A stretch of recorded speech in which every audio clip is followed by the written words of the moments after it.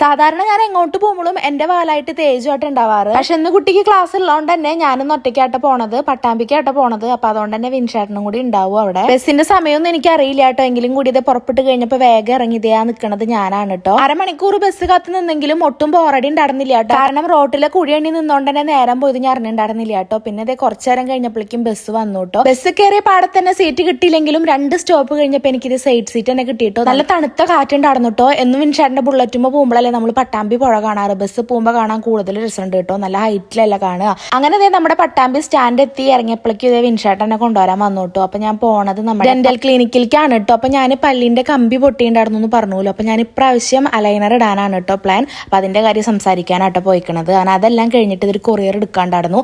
അതും എടുത്തിട്ട് നമ്മൾ നേരെ വിട്ടത് നമ്മുടെ തേജപ്പന്റെ സ്കൂളിലേക്കാട്ടോ. കാരണം സ്കൂള് വിടേണ്ട ടൈം ആണല്ലോ. അപ്പൊ അവനെ എടുക്കാന്ന് വിചാരിച്ചു. സ്കൂള് വിട്ടുണ്ടായിരുന്നു കേട്ടോ. വണ്ടിയിൽ കയറ്റിയിരുത്തിണ്ടായിരുന്നു. അപ്പൊ അവിടുന്ന് നമ്മൾ ഇറക്കിയിട്ട് അവനെ കൂട്ടിയിട്ട് പോവാൻ നോക്കുകയാണ് കേട്ടോ. തേജുവിന് ഒരു സർപ്രൈസ് ആയിരുന്നു കേട്ടോ. കാരണം നമ്മൾ അവന്റെ അടുത്ത് പറഞ്ഞിട്ടുണ്ടായിരുന്നില്ലല്ലോ. അപ്പൊ തേജുവിന്റെ സർപ്രൈസ് എക്സ്പ്രഷൻ ഇങ്ങനെയാണ് കേട്ടോ. ഒരു ഇളിഞ്ഞ ലുക്കാട്ടോ അവൻ കാട്ടി. പിന്നെ വണ്ടി കയറാൻ നേരത്താണ് ഞാൻ മൊത്തത്തിൽ നോക്കിയത്. കാരണം വിൻഷാന്റെ ബാഗുണ്ട്, തേജുവിന്റെ ബാഗുണ്ട്, എന്റെ ബാഗുണ്ട്, കൊടണ്ട്, കൊറിയർ ബോക്സ് ഉണ്ട്. എല്ലാം കൂടി എങ്ങനെ പോകുന്നു കുറച്ചു നേരം ചിന്തിച്ചെങ്കിലും ഞങ്ങൾ പോകുന്നു കേട്ടോ. അപ്പൊ തേജുവിന്റെ ഒരു ആഗ്രഹം അവന്റെ ഫ്രണ്ടിന്റെ വീടിന്റെ അതിനെ പോവാന്ന് കേട്ടോ. അപ്പൊ നമ്മൾ ആ റൂട്ടാ പോയത്. നല്ല ഭംഗിയായിട്ട് ഈ ഒരു പാടം കാണാൻ. തിരുമറ്റക്കോടാണ് കേട്ടോ അത്. അങ്ങനെ അവന്റെ ഫ്രണ്ടിന്റെ വീടാട്ടോ ഈ ചൂണ്ടി കാണിച്ചു തരുന്നത്. ഞങ്ങൾക്ക് ആ വീട് കാണിച്ചെന്നപ്പോ തന്നെ അവൻ ഡബിൾ ഹാപ്പി ആയിരുന്നു കേട്ടോ. പിന്നെ നമ്മൾ നേരെ പോയത് ഇതേ ഫുഡ് കഴിക്കാനാട്ടാ. അപ്പൊ എന്തായാലും ഞാൻ ഫുഡ് കഴിക്കാണ്ടായിരുന്നു വീട്ടിൽ നിന്ന് പോകുന്നത്. കാരണം പല്ലിന്റെ ഡോക്ടറെ കാണാനല്ലോ പോണത്. അതുകൊണ്ട് ഞാൻ ഫുഡൊന്നും കഴിക്കാൻ നിന്നിട്ടുണ്ടായിരുന്നില്ല. പിന്നെ ഇവിടെ എത്തി നമ്മൾ അറങ്ങോട്ടുകാരുള്ള ഒരു ഷോപ്പിലേക്കാട്ടാ പോയത്.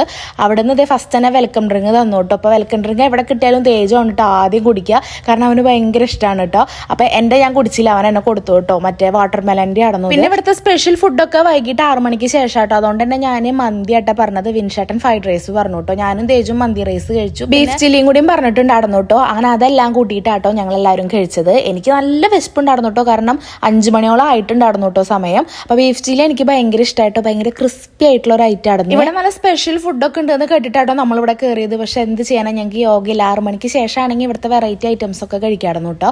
പിന്നെ ലാസ്റ്റിലേക്ക് നമ്മളിതൊരു ലൈമൊക്കെ പറഞ്ഞിട്ടുണ്ടായിരുന്നു.